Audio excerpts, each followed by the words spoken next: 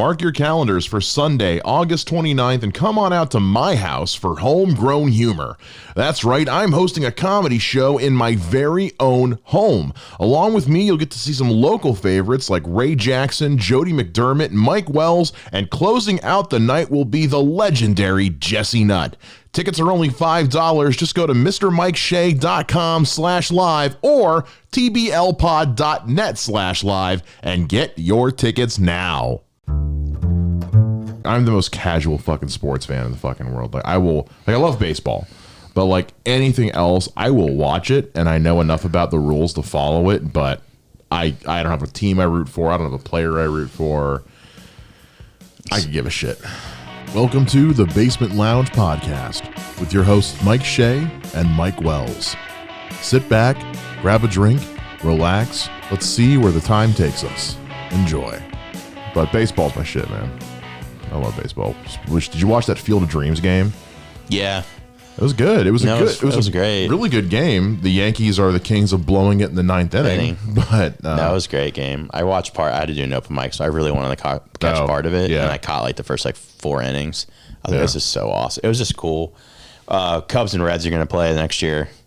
Yeah. Yeah, at it. So, but the thing is, I'm like, oh fuck, me and my friends already discussed going. I want to go so bad.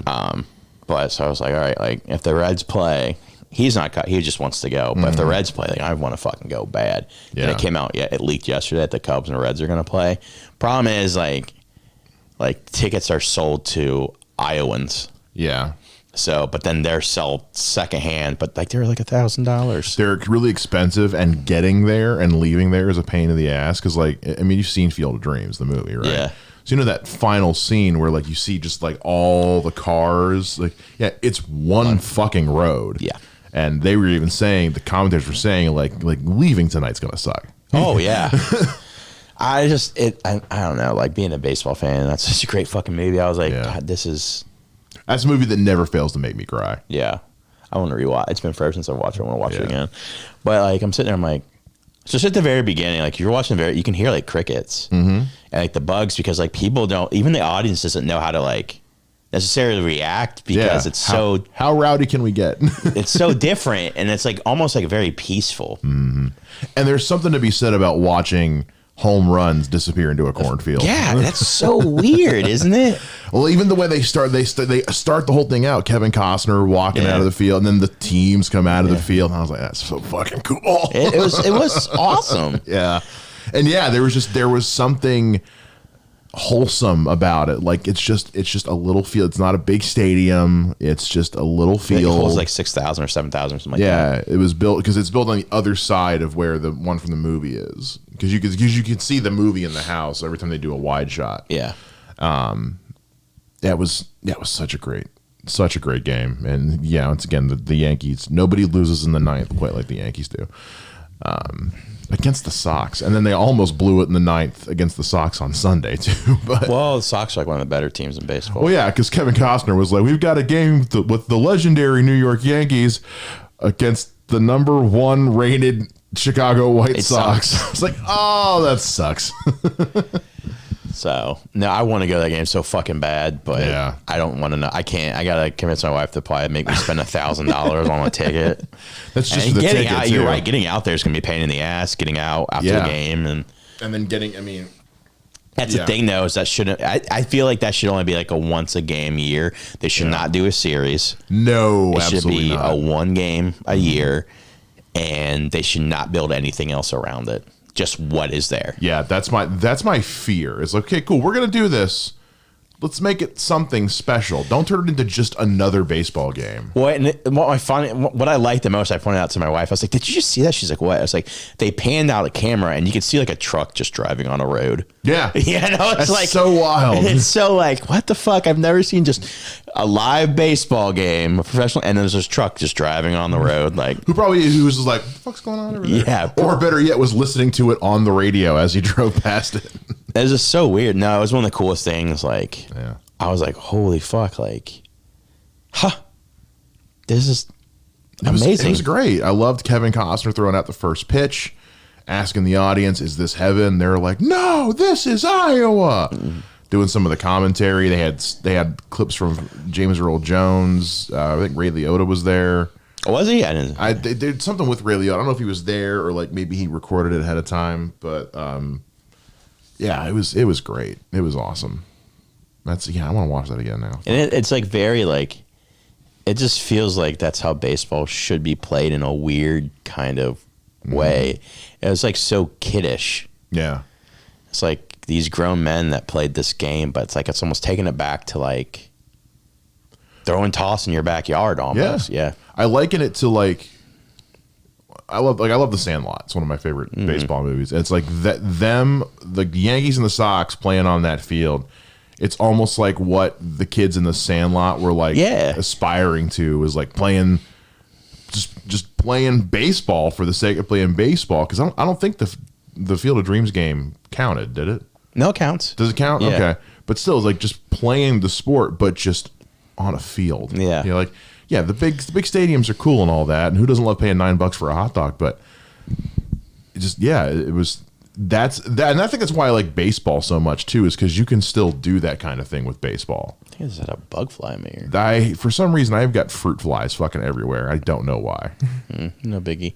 Yeah, to me, that's why I love baseball so much, is because at the end of the day, it still feels like a game that you can play small or big scale, and it doesn't really like you'd never see them do something like that with football. No.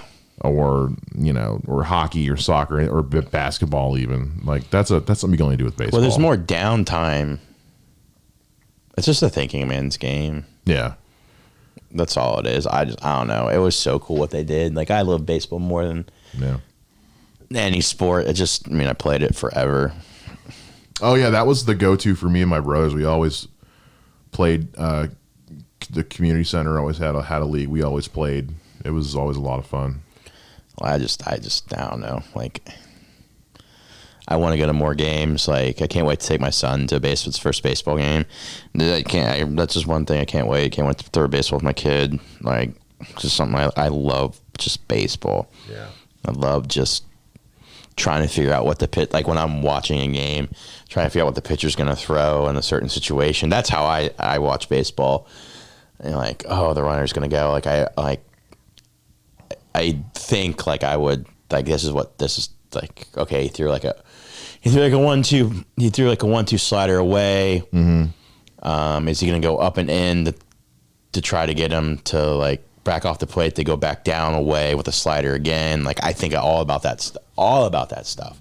I don't know. It's just, baseball is a thinking man's sport. It's the only sport that you fail. Yeah. If you hit 3 out of 10, you're considered amazing. Yeah. It's, people talk about, batting 1,000, batting 500. It's like, if you hit a quarter of what's thrown at you, you're considered one of the greats. I mean, it's weird. It's just, yeah, there's no other. It's also the only sport that I can ever watch and I'm like, yeah, I could do that. Like, I watch baseball and I'm like, or football, I'm like, not a chance. Soccer, if baseball, I'm like, I could do it. I could do that. I don't know. Like, so many great baseball players. Like, weird statistics that you think about. My favorite to this day is Manny Ramirez. What? Oh, baseball player? Yeah. He was so good. I played right field. He was the right fielder for the Indians. The first horrible right fielder defensively. Yeah, he can hit like a motherfucker. He was a hell of a But the first Indians game I ever went to, he hit the winning home run. So yeah, I got. And then when I was living in North Canton, our mall had a Cleveland Indians store, and once a year they would have players from the team come through and do signings. And then I got to meet him. I got to meet Jim Thome, Julio Franco, Omar Vizquel. Julio played till he was like 53. Met Oral Hershiser, who was their pitcher for fucking ever. Yeah, I met a lot of guys. I never got to meet David Justice, but because he didn't join the team till 90. I can't remember when he joined. 90. Hershiser didn't play for the Indians. Yeah, he did. He was Hershiser was a Dodger. He was an Indian. What am I thinking? Who am I thinking of? I don't know. What am I thinking about then? I'm losing my fucking mind. I'm going to look it up right now. Oral Hershiser. You know, sometimes it feels like life really gives you the raw deal. So give yourself some raw comfort in the form of edible cookie dough from Dope. Dope is committed to reducing the stigmas around mental health and addiction recovery while making the world a little sweeter one spoonful at a time. They've got flavors ranging from classics like chocolate chip and snickerdoodle to crazy concoctions like brownie batter and Nutella banana. Plus, they donate a portion of every sale to the She Recovers Foundation, a nonprofit charity with a mission to connect, support, and empower women in or seeking recovery. Just head on over to dope.com, DOUGHP.com.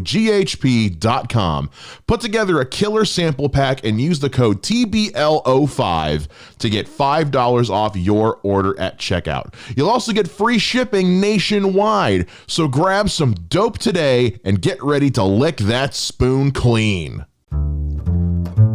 Oral Hershiser. He was with the Indians from 95 to 97. He was a Dodger from 83 to 94. That's what I'm thinking. Yeah, you're right. Okay. But then I was like, and then he was with the Giants, then the Mets, and then he ended with the Dodgers. So why don't I not remember him playing for the Indians? I was only for 2 years. That's so weird. Not 2 years. Yeah, 2 years, 95 to 97. Which is when I was watching baseball, I think the most, especially because like my mom's a big Indians fan, my grandparents are big Indians fans, so we were going to games all the time. But David Justice, I want to say, joined in like 98. It was right before my mom got married. So I never met him. He was a big get because they pulled him from Atlanta. Well, yeah, he was like a Cy Young winner.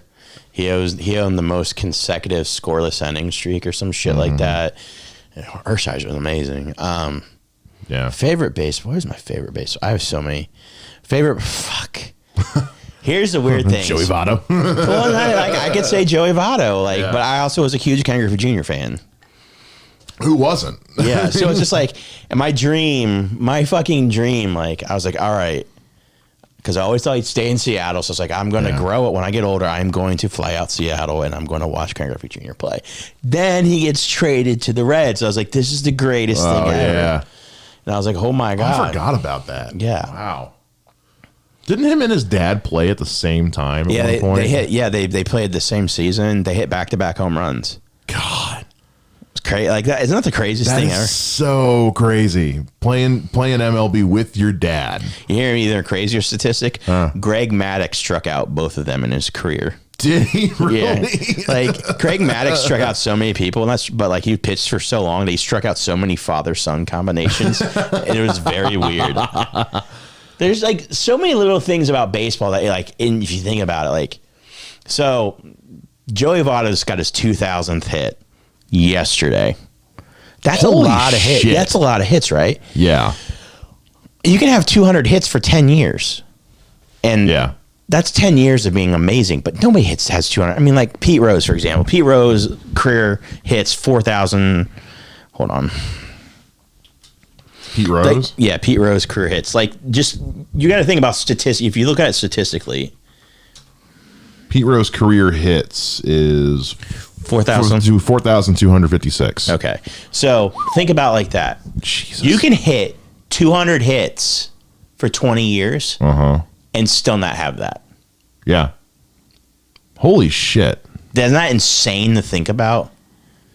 That's one of the most insane. You can have 200 hits a season, and 200 is a lot of fucking hits a season. Because Joey Votto currently ranked 291 in hits. In all of baseball history. He's in the top 300 of all baseball history. And keep in mind that and I know that 200. When you say he's ranked 291, at first doesn't sound impressive. Think about how many years baseball's been around, and how many fucking people play. But I just look at that statistic from Pete Rose. 20 years, 200 hits. You still don't break that record.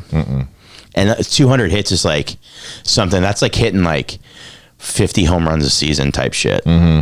Like that's really hard to do. But did he do it consistently for like 20 years? You're almost asking for the impossible. Just little things like that. Like Votto's 2000th hit, and he's been around forever. And you think like, wow, he only has like that's a lot of hits, like 300 home runs. Like 300 home runs isn't that much in like the all-time leading category, but it really kind of is. Sure. Because if you get 30 home runs for 10 years, that's 300 home runs. Like it's just you look at little things like that, you're just the how well you have to play for so long to reach those numbers is like wow, like just wow. It's insane. I mean, there's a reason why stadiums have such a high production budget for their home run celebration special effects. It's also true. It's a big fucking deal when it happens. But I think about that shit like I did 2 records I think 3 records I don't think will ever be broken is no, I'll take that back. 4. Lou Gehrig's hit streak, 56. Cal Ripken Jr.'s games played streak, which I can't tell you how many games that is. Oh, I didn't know that was a thing. It's like 3,000 some odd games in a row without missing a game. Whoa, okay. I'm looking it up right now. It's like 3,100 and I might be way off. 2,632. Which is insane. Yeah. There's 100. Which, and you know whose record he broke? Lou Gehrig. Lou Gehrig, yeah. So divide that by 162. 20. Okay, so we're doing math. Doing math on the Basement Lounge. All right, so it's 2632 divided by how much? 162. That's 16. We'll call it 16. 16 seasons in a row without missing a game. That's unreal. Not getting sick. Obviously, probably being sick of playing. Not break. He probably broke his hands, broke fingers, or whatever. It goes Cal Ripken Jr. with 2632, Lou Gehrig with 2130, and then big drop to Everett Scott with 1307. Mm-hmm. There's 1,000 games separating number 2 and number 3. Mm-hmm. It's just like you have Lou Gehrig's hit streak, Nolan Ryan's no hitters, which is 7. I think so. And then so what was the 4th one? Oh, and Pete Rose hits. Yes, so 7 no hitters. The only person that would have ever come close was Ichiro. And Ichiro, if you include his Japanese statistics, they actually beat Pete Rose. Did they not count? They don't count. Oh. They're talking strictly MLB. MLB. Okay. If you count his playing in Japan, he beats Rose. I mean, for the most part, I think it would have been close. Yeah. But I think the pitching was a little bit better here than there. It would have been really, really close. But those are the records I don't think will ever be broken. I don't think there'll be another pitcher to ever win 300 games. Because 300 games for a pitcher is like a lot. Yeah. There's not many pitchers on that list. I don't think it will ever happen again. It's because 300 winning games? 300 winning games, yep. I thought the last pitcher, the one that could have done it, would have been CC Sabathia, and he never made it that far. No, that last season he wasn't playing well. I thought Clayton Kershaw might have it, but I think he's in the 160s. Yeah. Let's see. And he's so look at this shit. He's a Hall of Famer. Yeah. Let's see here. I love talking baseball. Me too. This might be the whole episode. Fuck it. Clayton Kershaw statistics. Let's see here. Stats. Yeah, I think he's in Clayton Kershaw 184 stats. wins. Holy shit. But he's been around. He's already 33. So he's not going to get the 300 wins. No, he's going to hit another 120 wins. Yeah. God. And he's got maybe 10 years left in him. Maybe. He's got maybe 5. You think maybe 5? Yeah. It's just not going to happen. No, there's no way. Look at the years that he had the most wins. 2011 and 2014, both years he had 21 wins. 2017 he had 18. 2019 he had 16. So I mean, he's your, and the wild part is he is your top tier pitcher for the past 15 years. Yeah, I mean, he was number 1. That's what everybody's strived to be. He's not. He's at the end of his career now, but and he's not. He's not going to do it. No. And he's a Hall of Famer. 300.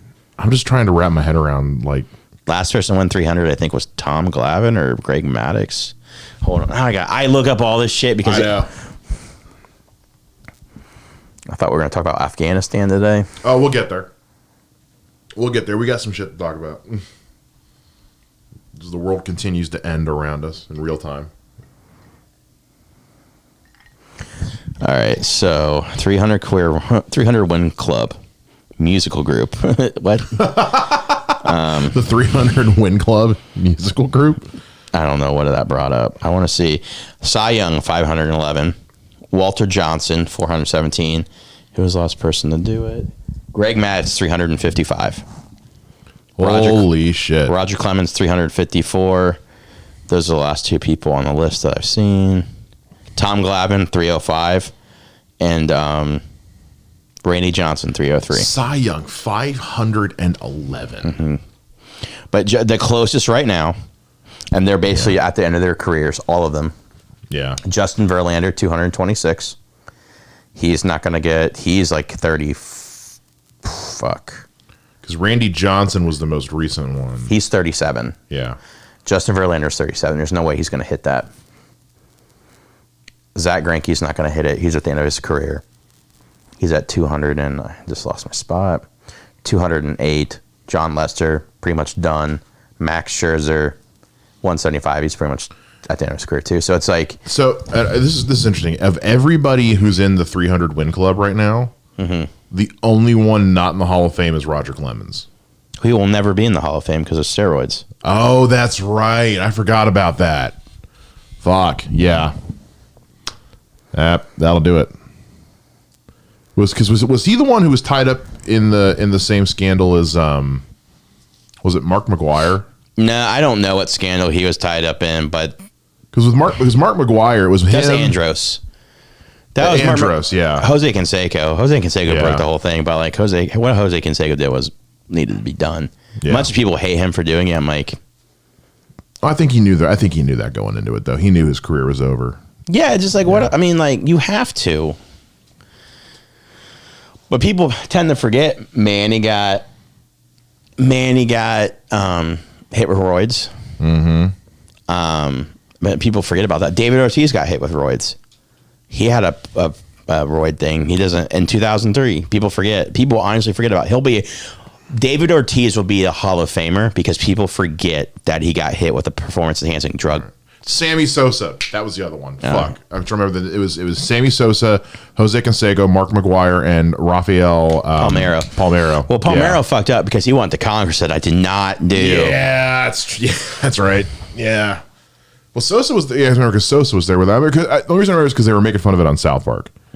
When Jimmy was going into the Special Olympics and was using steroids, and presenting the trophy was Mark McGwire, Sammy Sosa, and Jose Canseco. It was very yeah. I think it's I don't know, like that was a weird time for baseball. The thing is about it was so rampant. It was, but like without Mark McGwire and Sammy Sosa, baseball doesn't come out of what it was. It was in a decline, but that home run chase for both of them kind of brought it back. Yeah. So like they made a movie about that, about the guy. What was it? The guy who first broke Babe Ruth's record? Oh, no. Yeah. 62. 61. Yeah. 61. It was a great movie. Yeah. Haven't seen that in forever. Because it ends with, I think, Mark McGwire's hit. Yeah. God, I'm amazed I can remember this shit. Well, and the crazy part, so McGwire's hit that year that broke the record was his shortest home run of the year. Oh, really? Yep. That was the wildest thing about it. It was the shortest home run of the year. Oh, wow. That's fucking funny. Yeah. I don't know. Just like there's so many weird stats about baseball that like there'll probably never be a 400 batting average in a season ever again. No. Closest was Tony Gwynn. I think he batted like 390, 96. Why do you think that is? It's just so hard to hit a baseball. Yeah. It's so hard. Especially because nowadays you guys are throwing, 102 mile an hour balls. And the only record I think that of the records I said they're unbreakable, like the only one that could be broken, I highly doubt it, is the no hitters. Not more no hitters are thrown now because more people are trying to hit home runs. Yeah. So they don't want to swing unless they think it's a sure thing. Yeah. So it's kind of like then when they're doing a swing, they're hitting for home runs, so they're more inclined to swing and miss too.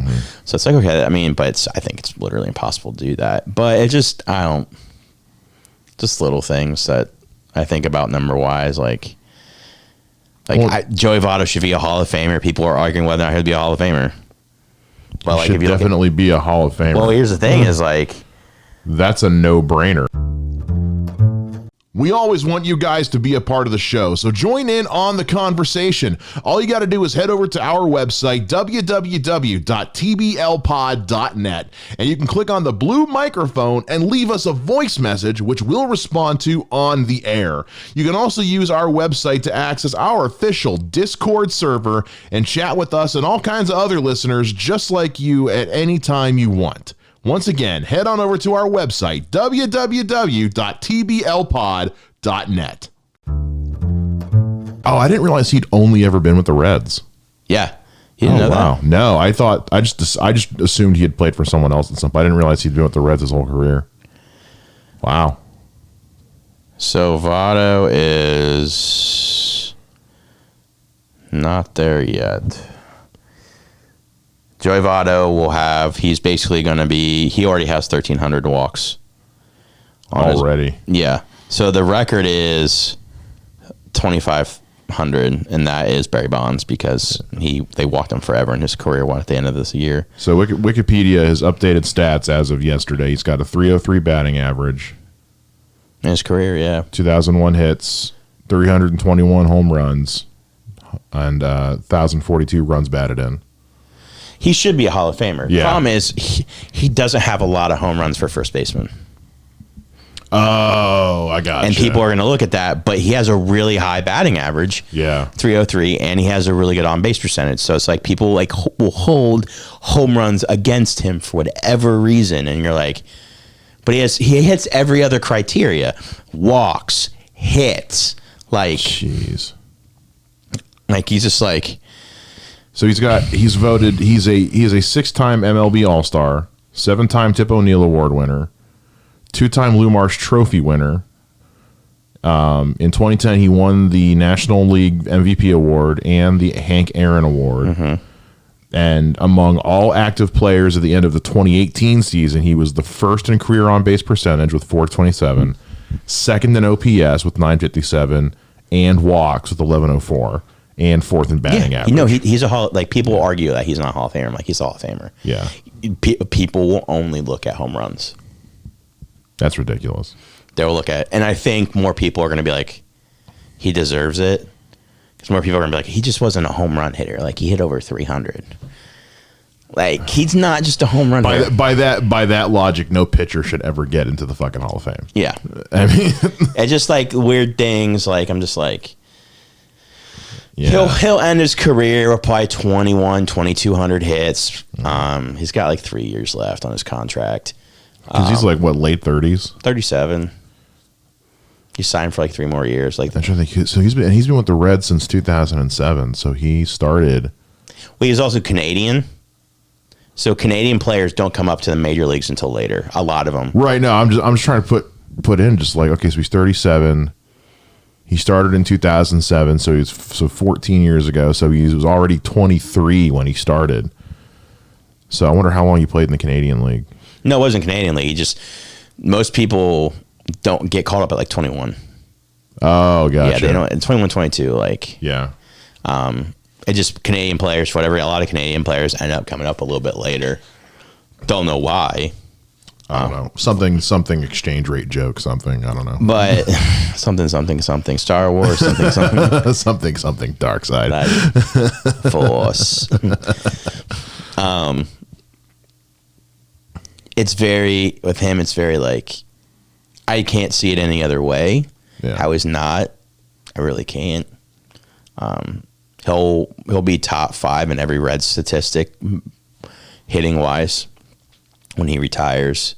Mm-hmm. Fans love him. If he hits, I don't think he'll hit 400 home runs at all. No. Because he'll have to average, if he's at 221 right now, 3 years, that's 80. He'd have to have a hell of a couple of seasons. He's having a hell of a season this year, but yeah, he'd have to have at least 30 home runs the next 3 seasons. Yeah. I just don't see that happening. It'd be nice. It'd be great. But if he hits 400, I mean, it's a, if you were to hit 400 with that high average and everything, like that's a straight lock. You're like, okay, yeah. But because he doesn't have that 400 plateau, and he's a first base, and they're going to be like, well, he walked too much. That's the thing is, here's the crazy part about Votto. Votto, won his entire career, wanted to walk. His goal was to get on base.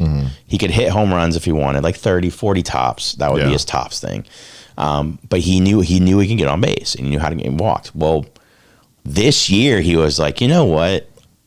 Like, he started to realize his power numbers were declining. People weren't taking him seriously. He changed his batting stance so he could hit home runs. Are you serious? That's what he did.